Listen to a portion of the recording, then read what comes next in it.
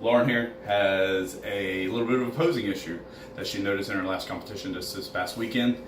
She noticed that her lat, she doesn't feel a full contraction in her lat when she's doing her standing pose. If you want to show everybody what we're talking about.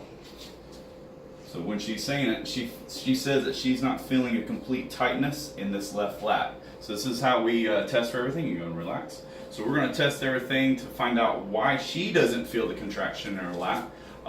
Pretty simply, one of the first things we immediately go to is just the lat itself, the one that she's talking about. We're going to have her palm up. We're going to have her squeeze into her side to hold it.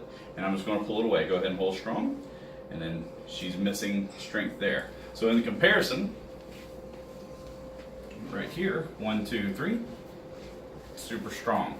So we already got a little bit of weakness in the lat. We're going to get it fixed up today.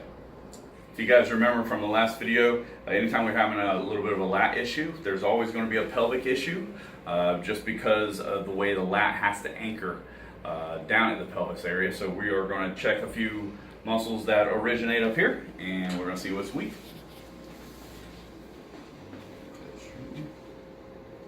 Nice and solid. Good. Good and clean.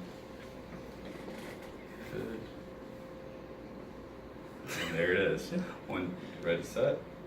So her right hip flexor is already weak. Now we're going to check the glute medius, see if there's also involvement there. 1, 2, 3. Nice and solid.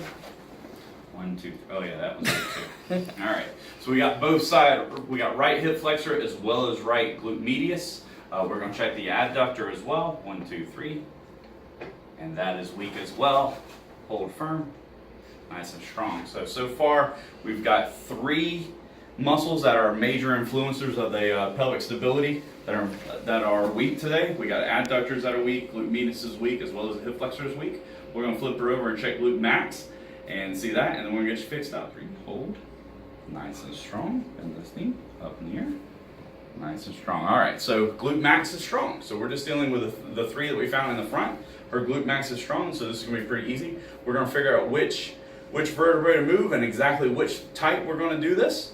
And we're going to get her fixed up, and then we're going to show you segmental dysfunction that's creating a little bit of pelvic instability. We're going to get that fixed up with a nice little easy adjustment.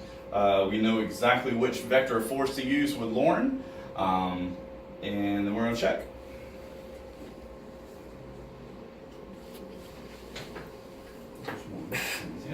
Fix up. All right. Now it's time to recheck. This leg goes up in the air. We're just going to recheck the ones that are weak, nice and solid. That is a big difference.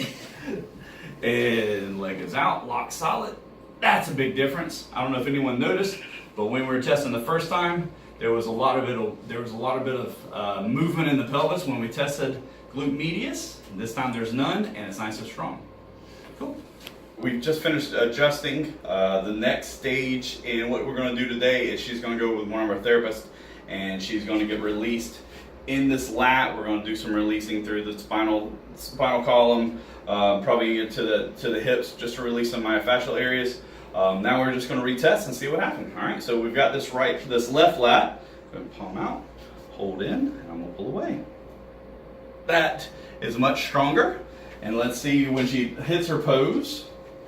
Okay. There may be some difference if you have a very trained eye, but at the same point in time, the biggest thing is we want the athlete to feel this contraction, this mind muscle link into the muscles, because that's what it's all about when they're on stage posing.